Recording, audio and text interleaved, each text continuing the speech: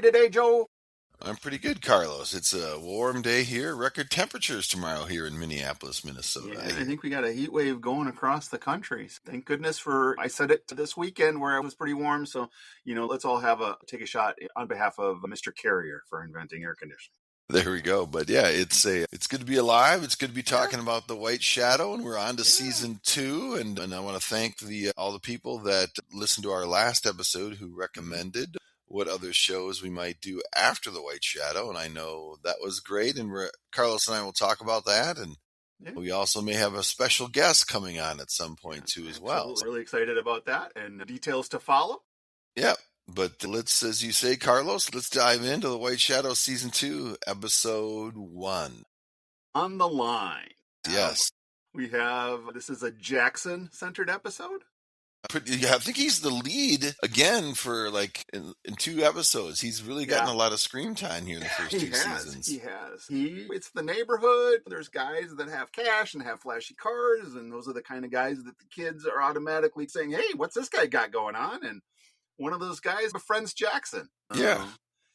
And it's kind of a classic age-old story, right? Where that guy wants him to gamble on their games, and only when he's like, as long as they're winning, that's kind of like, hey, you bet on yourself, you believe in yourself, right? And then once he's roped in, and then all of a sudden we need you to throw this one.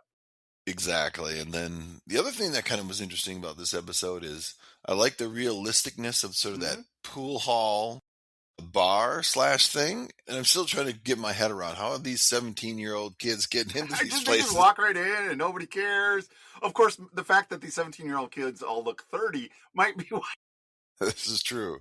And then there was a shot of a young woman at the bar, and I can't remember what the instance was, but it was some sort of thing like she was looking at him, or I can't remember what the thing was, but that was just an interesting little aside in that. That was a very much episode. A Stacy's mom type situation.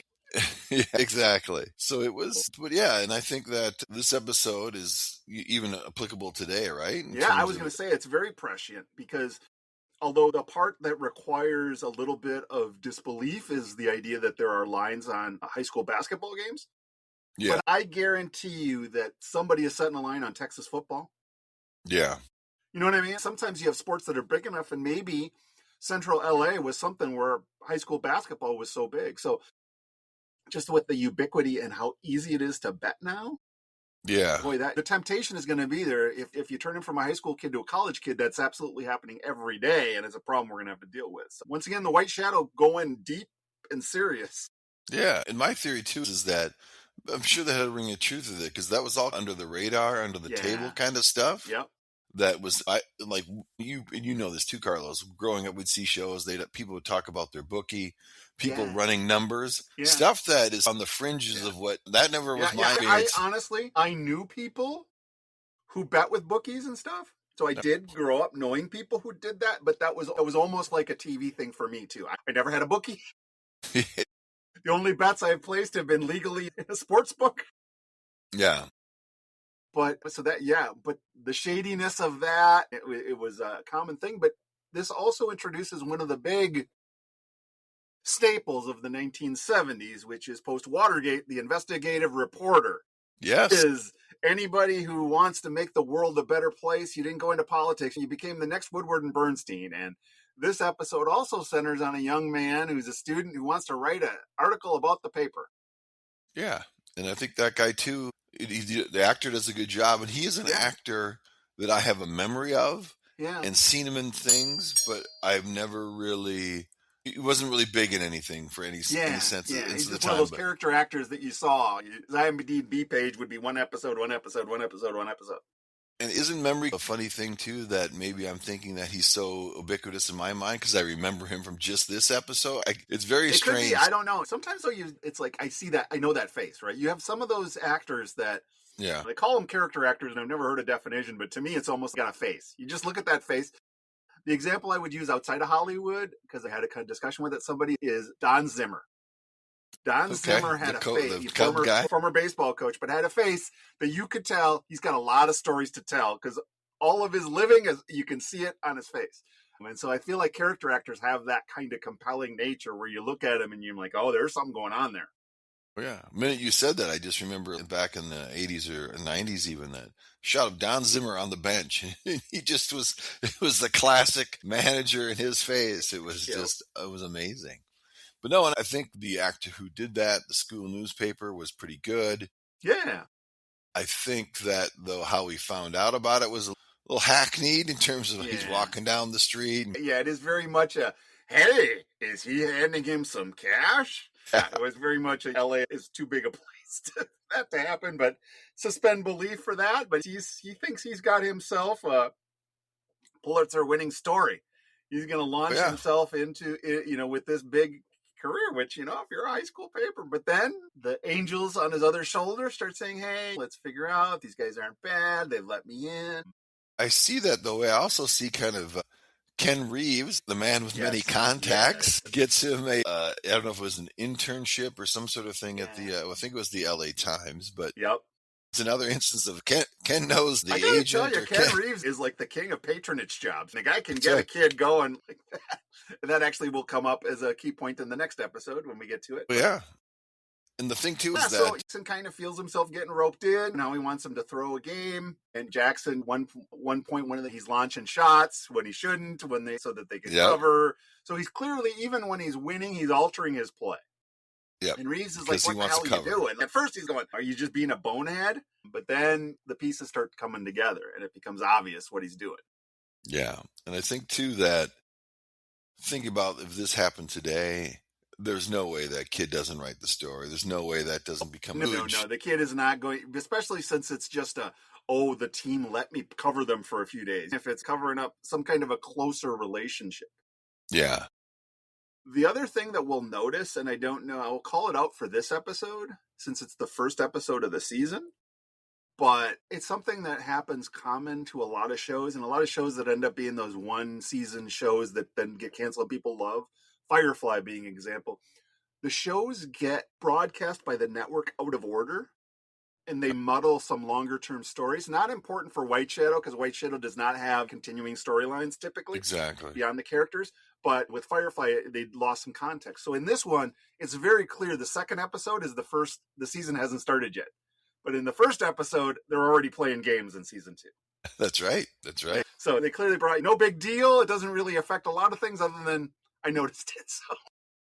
And I think, too, I've seen that. And that's the continuity issue, too, as well. Mm-hmm. I remember trying to watch, what was that They're Out There show? What was the name of that show? It was the tagline was They're Out There. It was a science fiction one with Scully and Mulder.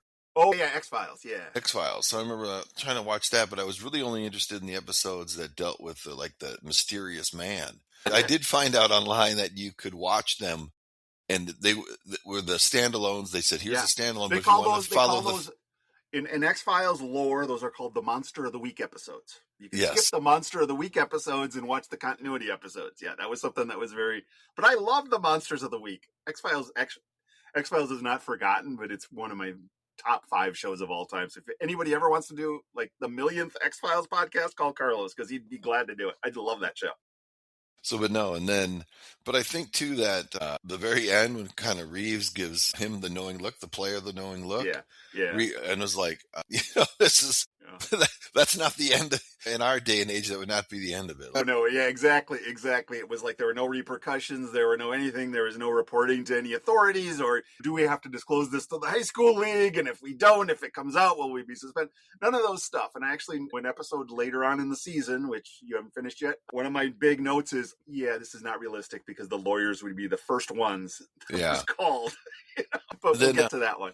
Now, do you think they're trying to broaden their demographic by having Ken Reeves wear that Cubs hat so we could pull in some of the Midwest? I don't know. Maybe they were, because, he did play for the Bulls, though. So maybe he considered himself a Chicagoan. A Dodger hat might have been a little more apropos.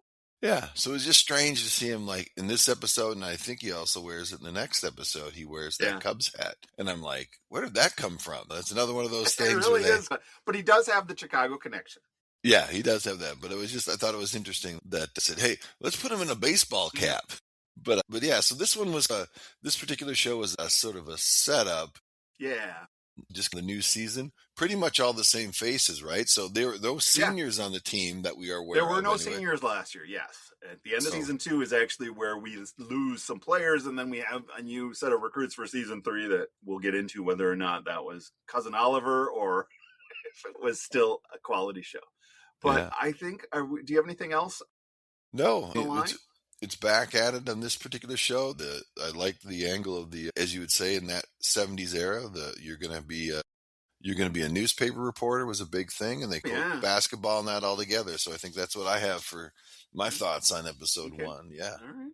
Let's move on to episode 2, Albert Hodges. Interesting show. You got to start off with a young man, Mr. Hodges, who had been wrongfully accused and convicted and served some time for a robbery that he did not commit. He is now back in the high school, and the vice principal tries to throw the charm towards Ken Reeves and say, hey, you know what, let's give this kid a chance. He's had a lot of really bad cards dealt to him, so let's help him get back into things. Albert Hodges has a chip on his shoulder. I think that if what happened to him had happened to me, I would have a very huge Rock of Gibraltar on my shoulder. So I tried to engage with him, but somewhere he developed the kind of the angry black man motif, which I hope that's not, to me, that means something. That is just, to me, what it means is you've got an African-American who starts to get educated about history. Yes. And how about a lot of their own history is not taught to them in schools, and a lot of the history of their ancestors is interesting. And so I feel like that's when the angry black man comes. I think of, he was a comedic character, but I felt like he represented that, which was Michael on Good Times.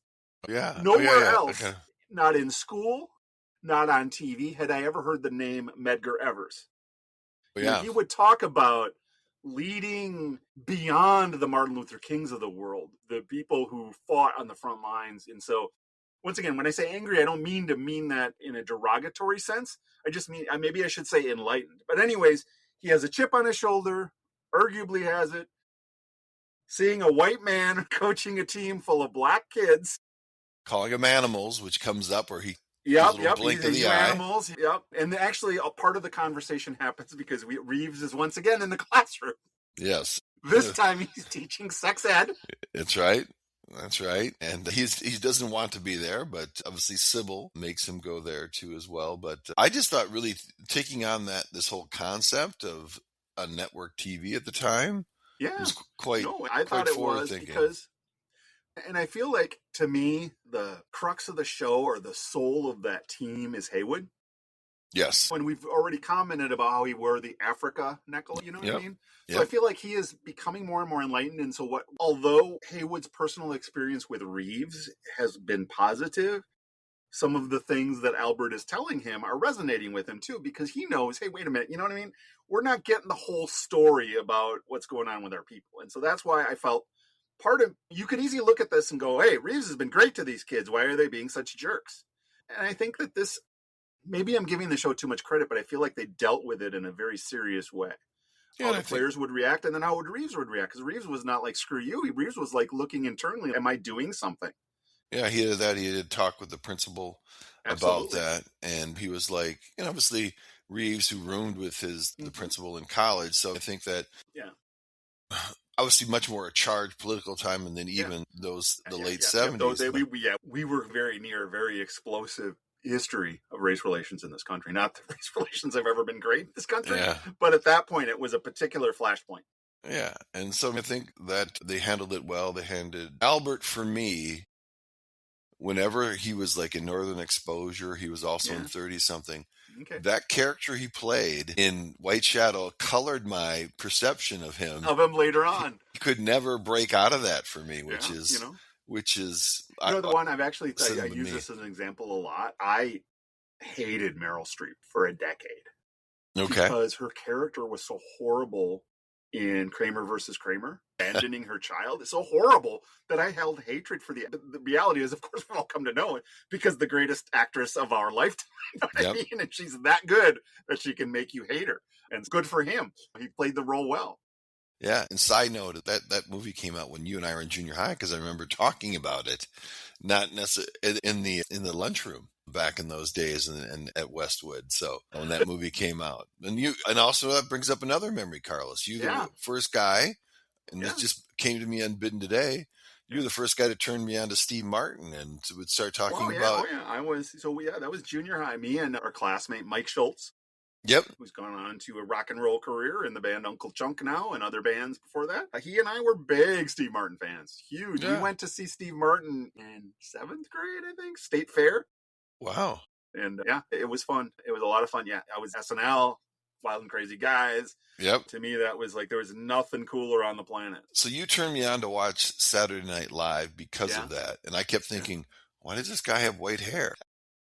Yeah, he's one of those guys that was prematurely gray. I think he's probably in his 30s or 20s when he was gray. But it was good. But so those characters that sometimes like this character that he played colored my opinion of him going forward. But I think he did a great job with this particular thing. But the show, again, a little bit hackneyed in a way where Ken has another connection. Yes, he does. He checks back to Boston College. Even though this kid has been there for 5 minutes, and the 5 minutes he's been there, he's been nothing but a pain in the ass for Ken Reeves.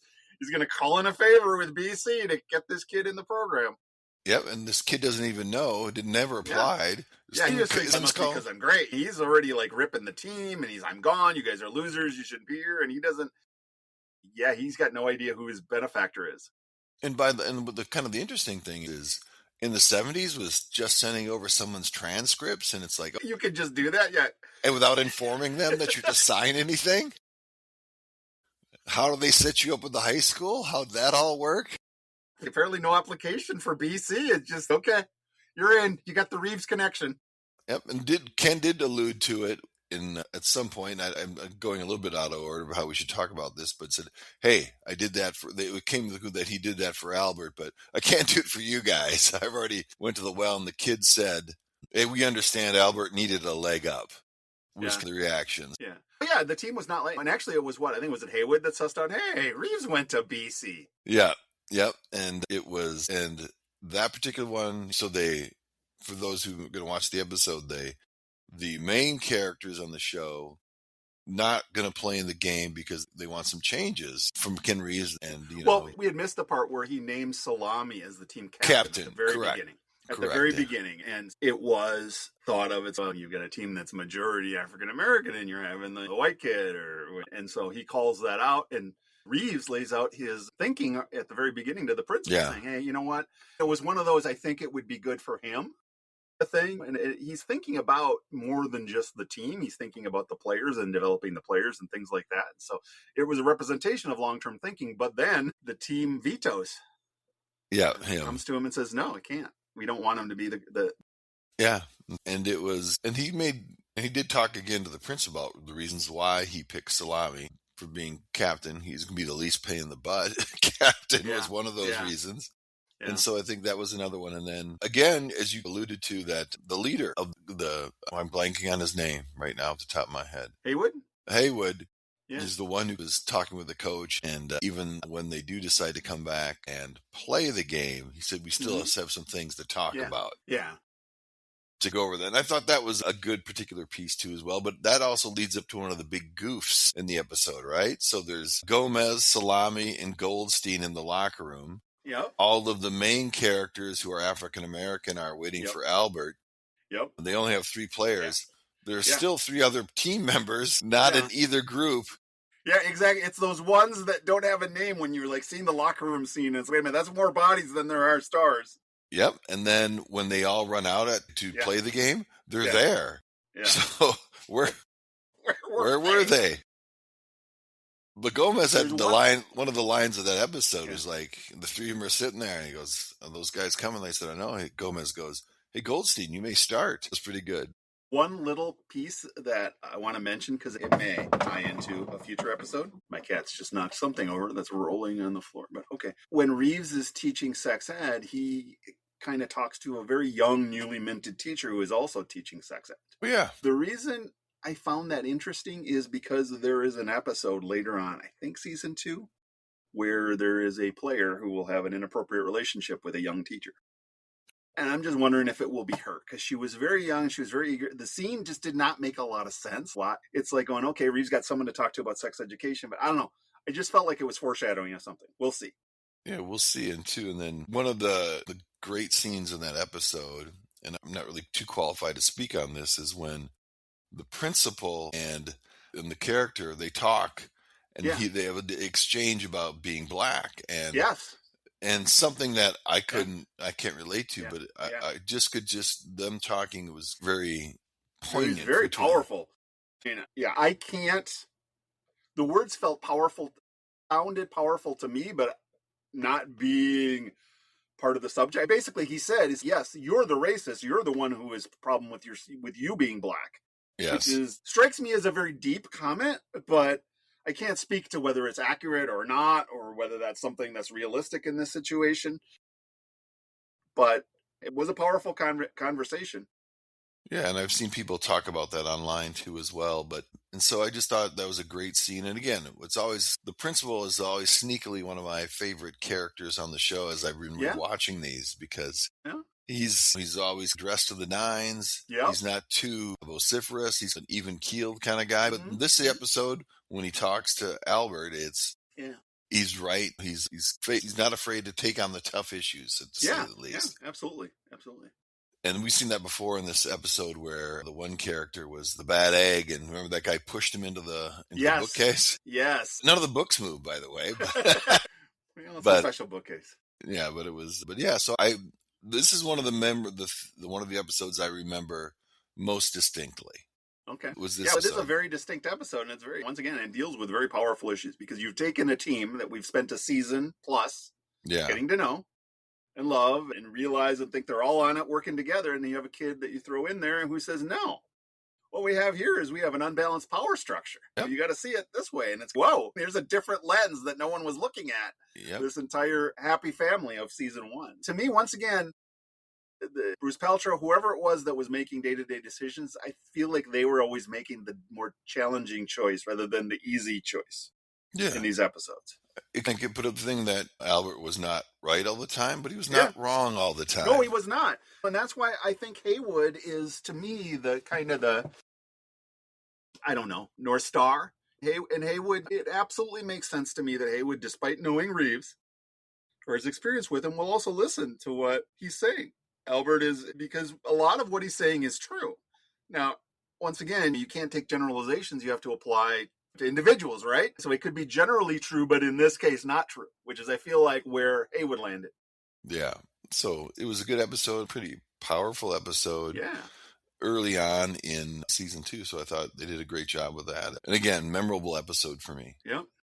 Are we ready to move on to Crosstown Hustle? I am. I'm ready to move on to Crosstown Hustle. This is a Reese-centered episode. Correct. And I will say, for me, despite the fact that we've had an attempted assault on Miss Buchanan, to me, we are presented in this episode with the biggest jerk ever thus far on White Shadow. The coach of the other team? The coach of the other team. We're going to fill in some of the blanks here, but like a fancy suburban school. Correct. It needs a point guard or a backup point guard or something. And so they're like, hey, this Reese kid looked pretty good in the tournament. They don't use the word recruit. Yeah. But they recruit him. Opportunity. Yes. And when I was thinking about that coach, and they had the little basketball scenes or the halftime speech or the end of the game speech, I said, man, that was 70s and 80s coaching. It was. Just like in the last episode, what he called you animals. It's like that's how coaches talk to young men. I don't care if it's suburban kids in St. Louis Park, white kids in St. Louis Park, or like urban kids. That's how coaches talked. That's right. There was one way or there was the highway. Yeah. I'm trying to think of our wonderful coach, Mike Gavrin, who taught us things like they put their pants on one leg at a time, or they still got the window open there let the stink out from the last time you guys played there. Exactly. Any number of those things. But that was very much coach speak. So it was not out of line. I didn't see any racism in it because I've been called the same thing by coaches my whole life. Yeah. So I just think it was Reese. It's a fish out of the water episode, right? Yeah. Yes, Reese. You did notice that team was all white. Yeah. He shows up for practice. And it's obviously it's very upscale, very suburban. Who knows, Westwood maybe where it was. But I think that, again, they're commenting on, especially in this episode, sports and race. Not only with Reese kind of going fish out of water to that, they're talking about socioeconomics. The coach, your favorite coach, says, This place is a dump when they're playing at Carver. Well, and you got to go back because the rules are different now, but transferring schools used to be harder because they were afraid people would try to game the system, but there were certain reasons which you could transfer schools. And one of them, very 70s issue, was integration. We still had many cities fighting the concept of busing to have schools not be segregated. And so him saying, you know what, I want to help integrate that school was enough for him to get it okay, which 1978, absolutely how it worked. And and who was all for this was Joan Pringle, right? Absolutely. She was like, hey, this is gives him out. He gets him a better education, gets him this. But then I think we get a little bit, even at that time, a little bit of racism where they say, he goes, when those buddies come up to him and said, Reese says, man, I can't play with you. I got too much, this school gives me too much homework compared to Carver. And so that's a little bit of and maybe true, I don't know, but it's something that I'm trying to doesn't sit well. Think of the reasons why I dislike that. One of them was in the Reese's first practice, he says, we're not going to be playing that ghetto ball here. Yeah. And it's wow. Well, there's no dog whistle needed, my friend. That's right. And there's the time when Reese is freelancing during practice. I made the shot. Because that's not how we do it here. I've heard that before in practice. The other element that is important towards the end of the show is there's the assistant coach. Yes. For this coach. And that coach is win the championship this year. I move up.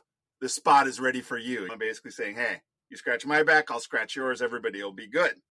Yeah. And that becomes important at the very end of the episode. The guy has a moral compass. Yeah.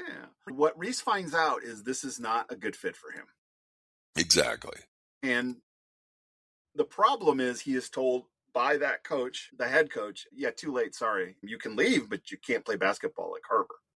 Yeah. You can't retransfer. And he's like really stuck because he's not happy. But he wants to play basketball. So 2 things about that. Why didn't Reese know the rules, or Joan? All of these ones. Why did Sybil know the rules? Yeah, which was a little left me. Why did the assistant basketball coach? And ultimately, we learn at the end that Ken Reeves didn't know the freaking rules either. Yeah. So I thought that was interesting. And Ken, of course, went to talk to the coach. Cub hats firmly on his head when he's talking to them, and then at the behest of Reese's father, who. Yeah. Name is Harry Rhodes is the actor, played in... I recognize that guy from something, because his face was very recognizable. He was in The Conquest for the Planet of the Apes, which was... Wow! He played I can't remember if he played the governor or something of California, but that's what I remembered him from, and I was like... And then he was also in this show, Carlos, I never heard of, 85 episode of a show called Dakari. I've never heard of that show. 66 to 69. Game thieves, diamond smugglers, and big game hunters endanger animals in the African bush. Wow.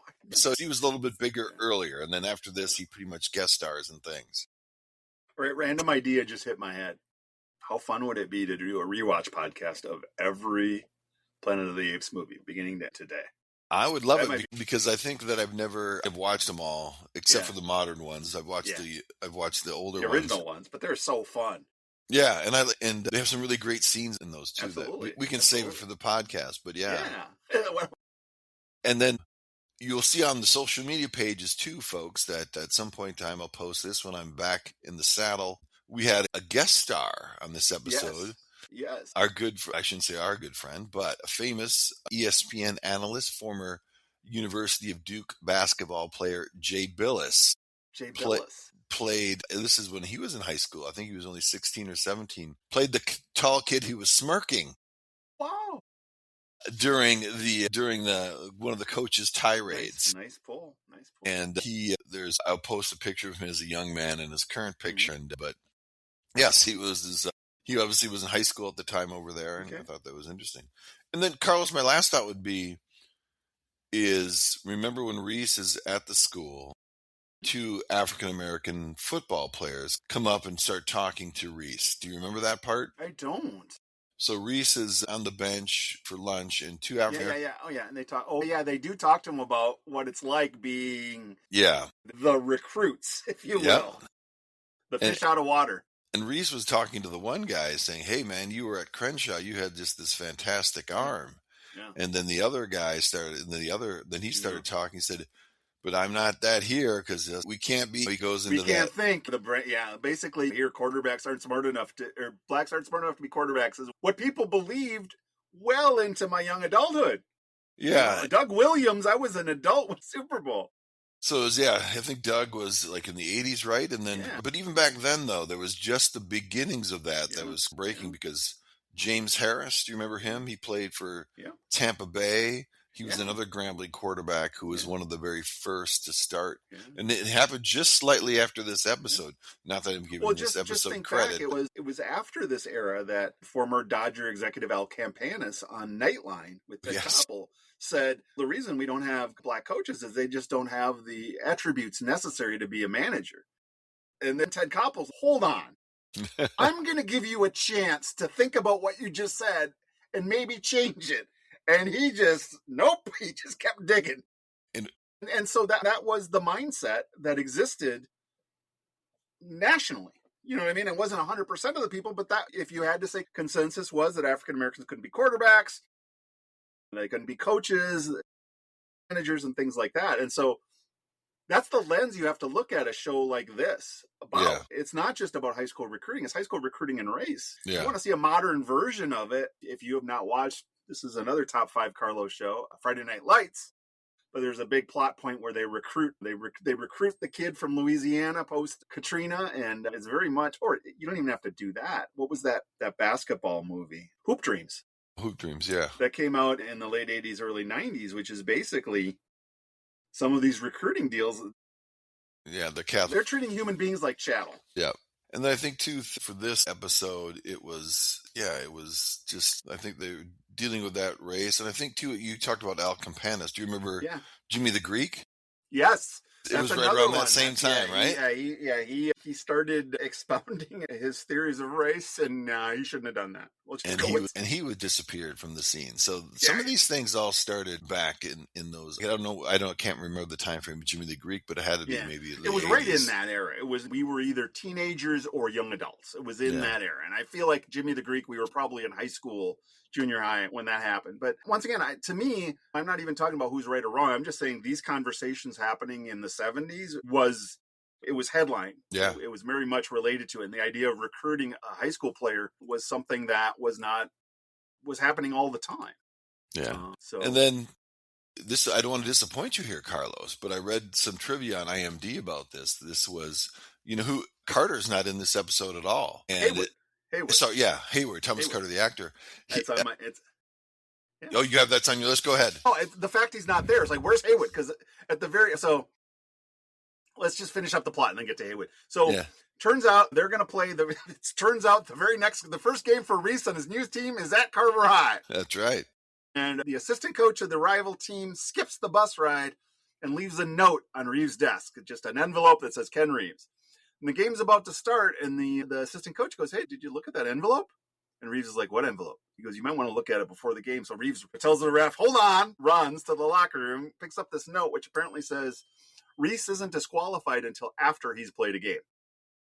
Which, why didn't they know? But go ahead, yeah. Yeah, exactly. So he gets, is it Goldstein to Salami to go. He whispers in Salami's ear, and then Salami goes out to tie his shoe and then unties Reese's shoe and says, "Hey, coach says if you don't play, you're not ineligible. If you never play in the suit up." And so he goes to Reeves, "Is that true?" He's like, "Yeah." So he takes off his jersey, throws it, and runs off. Yep. He tells all the players who are weak. Remember, he goes down the line and says, "That guy can't go to his left." He gives a scouting report, a first-hand scouting report on everybody. Yeah. Yep. And then we learn in the shower, as they're excited, that they won, and they won by a lot, and they've never beaten that school before. And they did it without Haywood or Reese. And that's where Haywood I'm like, where the hell's Haywood? Did they tell us where he was? Yes, he was out for fighting. He said that there was some sort of, he was been suspended for fighting. I don't know if it was during a game. Did you remember Salami had a little thing over his eye? Yeah, okay. Totally missed it. You know what? It probably was something that ended up on the editing room floor.